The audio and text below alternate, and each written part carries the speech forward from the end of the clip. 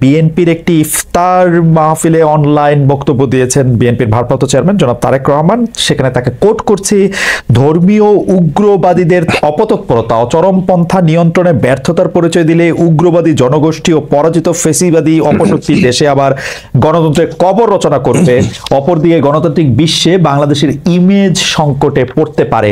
এই বক্তব্যকে আপনি আসলে কিভাবে দেখছেন? ধর্মীয় উগ্রবাদীদের অপতৎপরতা ও চরমপন্থা নিয়ন্ত্রণে ব্যর্থতার কথা বলছেন জনাব তারেক রহমান, ইমেজ সংকটের কথা বলছেন। তিনি যে উদ্বেগ প্রকাশ করেছেন এটা তাত্ত্বিক ভিত্তিতে যদি আমরা দেখি, এটা অবশ্যই একটা উদ্বেগের বিষয় হতেই পারে, তাতে কোনো সমস্যা নেই। উনি তো বলেননি যে এটা হয়েছে, তা কিন্তু বলেন যদি হয় তাহলে সমস্যা হবে বলেছে। এটা তো আমরা মোটামুটি সবাই স্বীকার করি যে আমাদের দেশে দেখুন, আমাদের দেশের মানুষ কিন্তু ধার্মিক, প্রধানত ধার্মিক, কিন্তু উগ্রবাদী কিন্তু না। তবে পৃথিবীর যে কোনোখানের মতোই একটা উগ্রবাদী ফ্রিঞ্জ থাকেই সবখানে। তবে আমি মনে করি না যে আমাদের দেশে তাদের এখানে এই উগ্রবাদিতা খুব বড় আকারে দেখা দেওয়ার কোনো সুযোগ আছে। আমি দৃঢ়ভাবে বিশ্বাস করি যে আমাদের যে মডারেট একটা যে ধর্মীয় অনুভূতি মানুষের, এটাই প্রিভেইল করবে। হয়তো একটা ফ্রেঞ্জ থাকবে, কিন্তু সেটা আমার মনে হয় নিয়ন্ত্রণেই থাকবে, এবং এই সরকার নিজেও এ ব্যাপারে ওয়াকিবহাল এবং বদ্ধপরিকর যে আমাদের এখানে সাম্প্রদায়িক সম্প্রীতি বজায় রাখতে হবে এবং মানুষ যেন তাদের ধর্মকর্ম স্বাভাবিকভাবে পালন করতে পারে, এটাতে কোনো বাধার সৃষ্টি হবে না। আমরা যদি এটার সঙ্গে একটু মিলিয়ে একটা বাস্তবতা দেখি যে মানে এইগুলো আমার কোনো মন্তব্য না, আমি বাস্তবতাটা যদি এরকম দেখি যে হিজবুত তাহরিরের মতো গোষ্ঠীগুলি বাংলাদেশে প্রকাশ্যে খিলাফত প্রতিষ্ঠার দাবিতে মিছিল মিটিং করছে, যদিও পুলিশ তাদেরকে আসলে সেখানে সেটি করতে দেয়নি কোনো ক্ষেত্রে। অন্যদিকে আমরা যদি দেখি বেশ কয়েকজন জঙ্গিবাদে অভিযুক্ত ব্যক্তি জামিনে মুক্তি পেয়েছেন। আবার যদি আমরা দেখি যে একটি কবিতা বা গল্প লেখার জন্য প্রকাশ্যে কতল করার সিদ্ধান্ত যারা বলছেন তাদের কোনো বিরুদ্ধে কোনো ব্যবস্থা নেওয়া হচ্ছে না। এগুলিকে যদি আমরা মানে এইগুলিকে যদি আমরা সন্ত্রাসবাদ বলি, সম্পৃক্ততার সাথে মিলানো ঘটনা বলি, এবং তারেক রহমান সাহেব যে ধর্মীয় উগ্রবাদের অপতৎপরতা চরম মানে পন্থা নিয়ন্ত্রণে ব্যর্থতার প্রসঙ্গটা আনতেছেন, সেইটা আপনাদের কাছে একটা বাস্তব মনে হয় কিনা যে এটা আসলে একটু ভয় পাওয়ারই কারণ আছে? কেউ কেউ এটা বলছে যে বাংলাদেশে কোনো একটা ভাবে ধর্মকে আশ্রয় করে চরমপন্থার পুনরুত্থান ঘটছে, এইটা আপনি কিভাবে দেখেন? দেখুন, এই যে আপনি হিজবুত তাহরীরের কথা বলছেন অথবা কোনো মিছিল মিটিং এর কথা বলছেন, এটা কিন্তু এখন হচ্ছে এমন কিন্তু কোনো কথা নয়, এটা কিন্তু হয়েছে আগেও, তখন এই প্রসঙ্গ কিন্তু ওঠেনি। আর যেটা আবার আমি ইনসিস্ট করছি, যেটা আমি তো উত্তর এটা একবার দিয়েছি যে উনি তো বলেননি যে এই ঘটনা এই মুহূর্তে আছে, উনি বলেছেন যে যদি এটা ঘটে তাহলে একটি মানে অবশ্যই উদ্বেগের প্রশ্ন আছে। আমি ব্যক্তিগতভাবে মনে করি না যে এটা সাংঘাতিকভাবে কোনো কিছু ঘটছে এখানে। এবং আপনি বললেন যেটা যে তাদের যে মিছিলের সেটাতে পুলিশ তাদেরকে বাধা দিয়েছে এবং ব্যবস্থা নিয়েছে, এটাই আমার মনে হয় আমাদেরকে করে যেতে হবে। আমি একদিনে সব সমস্যার সমাধান হয়ে যাবে এরকম মনে করা ভুল, কারণ এমন না যে এদের অ্যাক্টিভিটি এই দেশে কোনোদিন ছিল না, ছিল, সবসময় ছিল। তবে আমি যেটা বললাম যে এরা চিরদিনই একটা ফ্রিঞ্জেই ছিল। আমাদের মূলধারার যে ধার্মিক মানুষরা তারা কিন্তু এদের সাথে সম্পৃক্ত নন, এবং আমি মনে করি যে এটা নিয়ন্ত্রণের মধ্যেই থাকবে। এটা নিয়ে উদ্বিগ্ন হওয়ার বড় কোনো কারণ নেই, অবশ্যই আমাদেরকে চোখ কান খোলা রাখতে হবে। আচ্ছা, একটু তাহলে তুলসী গ্যাবার্ডের প্রসঙ্গটা টানি, যদিও পররাষ্ট্র মন্ত্রণালয় খুব সঙ্গে সঙ্গে এটা একটা জবাব দিয়েছে। ইসলামী চরমপন্থা নিয়ে তিনি একটি মন্তব্য করেছেন যা বাংলাদেশ সরকার একপাক্ষিক ও রাজনৈতিক উদ্দেশ্য প্রণোদিত বলে অলরেডি নিন্দা জানিয়েছে। যদিও তিনি এই অবস্থানটা আসলে সমস্ত দক্ষিণ এশিয়ার জন্যই বলেছিলেন, কিন্তু এইটাকে আসলে বাংলাদেশের জন্য বলেছেন বলে ভারতীয় মিডিয়া অনেকগুলি বক্তব্য দিয়েছে। আপনি নিজেও বলেছেন যে ভারতীয় গণমাধ্যমের তথ্য থেকে মানে ওরকম কথা আসতে পারে যেহেতু তারা বায়াসড। কিন্তু আমরা ভারতীয় গণমাধ্যমে কিন্তু নানামাত্রিক গণমাধ্যম দেখি, কেউ কেউ এরকম বায়াসড, অনেক বেশি বায়াসড, একদমই নরেন্দ্র মোদীর খাওয়ানো রিপোর্ট বা নরেন্দ্র মোদী যে রিপোর্ট পছন্দ করবেন সেই রিপোর্ট ছাপে। আবার এটার উল্টা পিঠটাও আসে, কিন্তু শক্তিশালী এটা মিডিয়া আসে। আপনার কাছে কি মনে হয় যে তুলসী গ্যাবার্ড খালি তথ্য সংগ্রহ করতেছেন ভারতীয় মিডিয়া থেকে, বা ভারতীয় মিডিয়ার যে অংশটুকু এই প্রপাগান্ডা ছড়াচ্ছে সেই অংশটুকু থেকে? তাইলে ওরা আন্তর্জাতিক মিডিয়া যেটা বিবিসি, আল জাজিরা, সিএনএন বা বাংলাদেশি মিডিয়া থেকে তারা তথ্য সংগ্রহ করছে না কেন? এটাকে আমি এইভাবে দেখি, আসলে তুলসী গাবার্ড যেটা বলেছেন এটা কিন্তু একটা লিডিং প্রশ্নের উত্তরেই উনি বলেছিলেন, কিন্তু যেহেতু কথাটা আমাদের অবস্থানের বিরুদ্ধে খুব শক্তভাবে গেছে, কাজে আমরা এটার বিরোধিতা করেছি, আমরা এটার প্রতিবাদ জানিয়েছি। কিন্তু তার মানে এই না কিন্তু যে মার্কিন যুক্তরাষ্ট্রের সাথে আমাদের মানে অবস্থানের তেমন কোনো এটা বিরাট কোনো পরিবর্তন ইন্ডিকেট করে, তা কিন্তু একেবারেই না। আপনারা খেয়াল করে দেখবেন যে এরপর যে ডিপার্টমেন্ট অফ স্টেট থেকে যে ছোট্ট একটি স্টেটমেন্ট এসেছে, সেটা কিন্তু আবার একজন খুব লিডিং প্রশ্ন, যিনি আসলে বাংলাদেশকে ডেনিগ্রেট করার জন্যই প্রশ্নটা করেছিলেন, স্পোক্সপারসন যিনি এটার উত্তর দিয়েছেন, তিনি কিন্তু খুব চমৎকার ভাবে এটাকে উত্তর দিয়েছেন। তারা বলেছেন, জেনেরিক একটা উত্তর নিয়ে দিয়েছেন যে কোনোখানে মাইনরিটির উপর অত্যাচার হলে সেটাকে আমরা কন্ডেম করি, ফাইন, ওকে। এবং তিনি পাশাপাশি প্রশংসা করেছেন যে বাংলাদেশ যে অ্যাপ্রিসিয়েট করেছেন বাংলাদেশ যে এটার বিরুদ্ধে ব্যবস্থা নিচ্ছে এবং সেটা নিতে থাকবে। কাজে আমি মনে করি যে মার্কিন যুক্তরাষ্ট্রের সত্যিকার অর্থে বাংলাদেশের বর্তমান সরকার যে পদক্ষেপ নিচ্ছে এসব বিষয়ে, তার ব্যাপারে কোনো রিজার্ভেশন নেই বলে আমি ধরে নেব, কারণ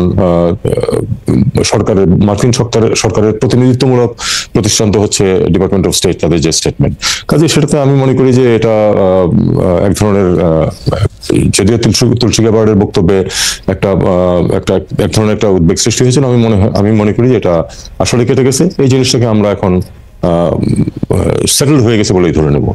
এমনিতে আন্তর্জাতিক মিত্রদের মানে শব্দটা একটু কূটনীতিক, এদেরকে আশ্বস্ত করার জন্য সরকার কি কোনো বাড়তি উদ্যোগ নিচ্ছে, নাকি মানে সরকার যেভাবে চালিয়ে যাচ্ছে সেভাবেই চালিয়ে যাবে? আপনার কি মনে হয়, যদি আমি সন্ত্রাসবাদ বা যারা মাইনরিটি আছে, নানাভাবে মাইনরিটি, তাদের সুরক্ষা দেওয়ার জন্য?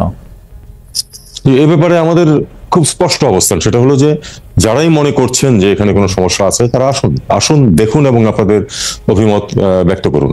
তারপরে আপনারা দেখুন, যা দেখেন সেটাই আপনারা বলুন।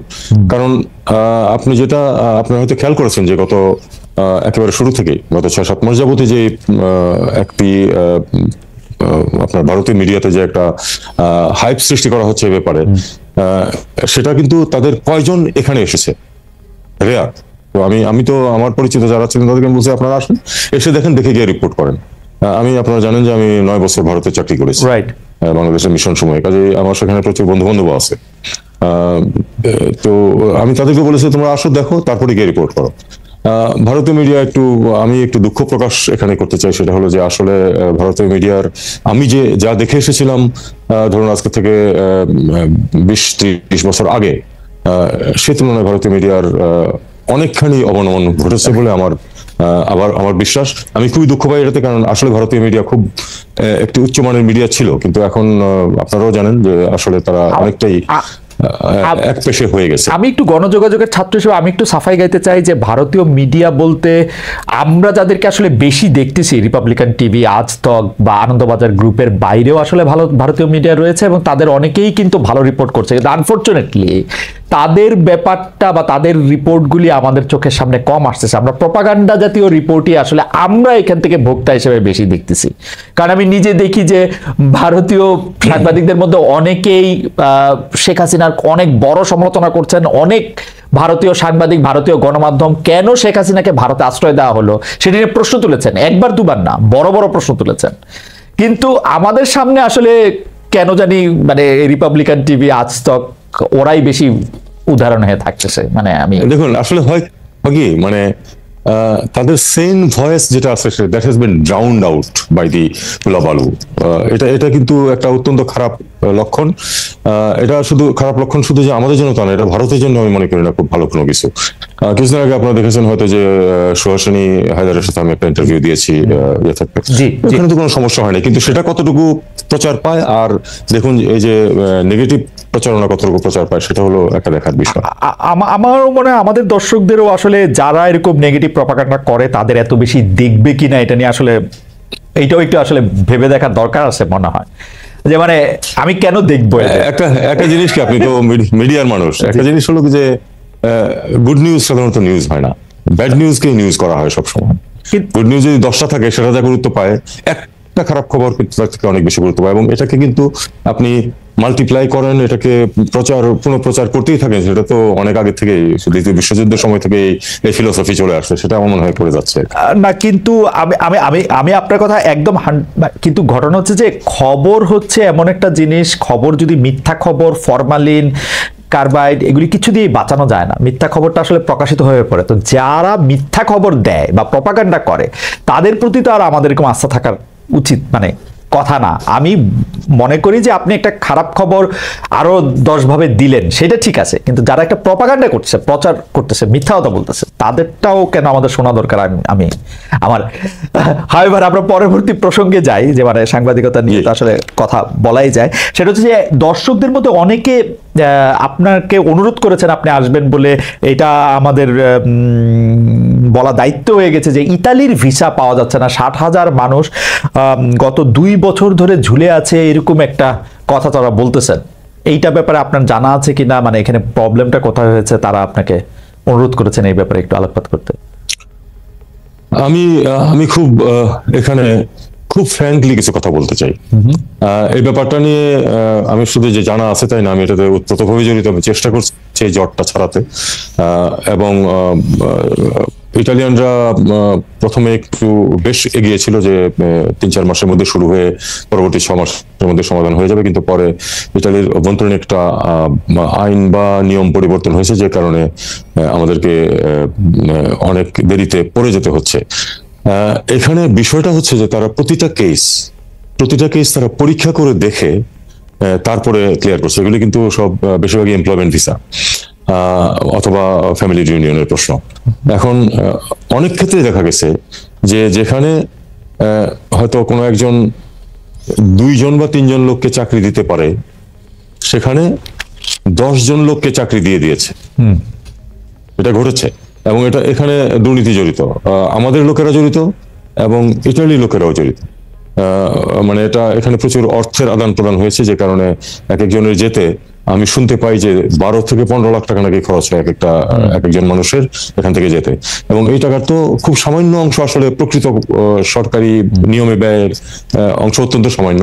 বাকিটা কিন্তু আসলে বিভিন্ন দুর্নীতিগ্রস্ত মানুষের পকেটে যায়, এবং তারা এই কাজটা করছে করে এখন, যে কারণে আমরা যে কাগজপত্র দেই এটার বিশ্বাসযোগ্যতা একেবারেই নেই। এমনকি যে ইটালি থেকে কাগজ দিচ্ছে যে সে 10 জন লোককে চাকরি দিতে পারে এবং দিচ্ছে, এবং সেখানে তারা ইন্সপেকশন করে তারপরে এটাকে ক্লিয়ার করবে। আমাদেরকে জানিয়েছে যেটা তারা দেখবে যে আসলে ওখানে 10 জনের চাকরির ব্যবস্থা আছে কিনা। না হলে যে যাবে গিয়ে 2 জন ওখানে চাকরি পাবে বা 10 জন রাস্তায় থাকবে, এটা তারা কোনো অবস্থাতেই চাচ্ছে না। এবং এই জন্য আমি কিন্তু তাদেরকে দোষ দিতে পারি না, দোষটা কিন্তু প্রাথমিকভাবে আমরা এটাকে এখন চেষ্টা করছি যে জটটা কিভাবে ছোটানো যায়। আমরা রিকোয়েস্ট করছি তোমরা একটু ডক্টর কিছু বেশি মানুষকে এনগেজ করো। জি বলুন। আমার একটা ছোট্ট প্রশ্ন আছে, যে আপনি, আমাদের দর্শকরাও কিন্তু আপনার সাথে একমত যে 2টা চাকরির ব্যবস্থা করে 10টা করা হয়েছে, এরকম করা হয়েছে। যারা এগুলিতে করেছে, অ্যাটলিস্ট বাংলাদেশের যে অংশটুকু এই দুর্নীতির সাথে জড়িত, তাদের আসলে শাস্তি হবে কিনা, তারা তাদের ব্যয় করা টাকাটা, মানে অনেকে তো চাকরি আসলে জেনুইনলি হবে না, তারা টাকাটা দিয়ে দিয়েছেন, তারা টাকাটা ফেরত পাবেন কিনা এবং তাদের শাস্তি হবে কিনা যারা তাদেরকে এরকম ভুল বুঝিয়ে মিথ্যা কথা বলে টাকাটা নিয়েছেন? এটা একেবারে আইনি ব্যাপার, আমি এ ব্যাপারে কমেন্ট করতে পারবো না নিশ্চিতভাবে। যে তাদেরকে শাস্তি হবেই, টাকা ফেরত পাওয়া যাবে, এই নিশ্চয়তা দেওয়া আমার পক্ষে সাধ্যতেই, ইনফ্যাক্ট কারো পক্ষেই সম্ভব না এটা। একটা জিনিস আপনি জানেন যে টাকা যখন আপনি ধুয়ে ফেলেন তখন কিন্তু আদায় করাটা বেশ, মানে আইনি মাধ্যমে আদায় করা বেশ কঠিন কাজ, সময় সাপেক্ষ ব্যাপার। এটা তো শুধু এখানে না, এটাতে না, আপনারা জানেন যে বিপুল পরিমাণ অর্থ আমাদের দেশ থেকে চুরি করে বিদেশে পাচার করা হয়েছে। আমরা তো চেষ্টা করছি সেটা উদ্ধারের, কিন্তু কতখানি উদ্ধার করা যাবে? কারণ টাকা যখন একবার এখানে চলে যায় সেটা থেকে উদ্ধার করে আনা খুব কঠিন। একই কথা ক্ষুদ্র আকারে এখানে